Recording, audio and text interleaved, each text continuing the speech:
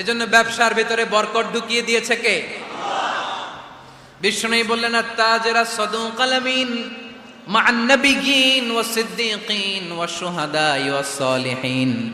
আমানতদার ব্যবসায়ী তারা সাধারণ কোনো মানুষ নয়, কিয়ামতের দিন নবীদের সাথে হাসর হয়ে যাবে। আপনারা যারা ব্যবসা করেন, এটা সাধারণ বিষয় নয়। বিষ্ণু ইসলাম নিজেও ব্যবসায়ী ছিলেন। ওনার জীবনের প্রথমে তিনি খাদিজা রাদিয়াল্লাহু তাআলা আনহার ব্যবসার স্টাফ হয়ে কাজ শুরু করেছেন, এরপর নিজে ব্যবসা শুরু করেছেন। এরপরে খাদিজাতুল কুবরা রাদিয়াল্লাহু তাআলা আনহা সব সম্পত্তি বিয়ের পরে বিশ্বনবীর পায়ের সামনে ঢেলে দিয়েছেন। বললেন, ইয়া রাসূলুল্লাহ, এই সম্পদ আমি আপনাকে দিয়ে দিলাম, আপনি ইচ্ছামতো দিনের প্রয়োজনে খরচ করেন। সুবহানাল্লাহ পড়েন।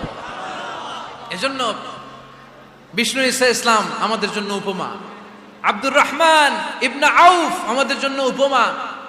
এজন্য ব্যবসার ভিতরে বরকত ঢুকিয়ে দিয়েছে কে? বিষ্ণু